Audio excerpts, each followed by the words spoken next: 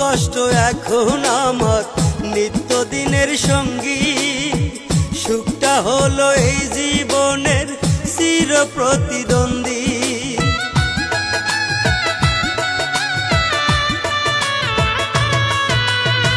দুঃখ কষ্ট এখন আমার নিত্যদিনের সঙ্গী, সুখটা হলো এই জীবনের চির প্রতিদ্বন্দ্বী। মোনাজাত চাইবো তোরে, মোনাজাত চাইবো তোরে, হই না পর পারে। আল্লাহ করবে তোরি বিচার, হই না হাসরে পাখি।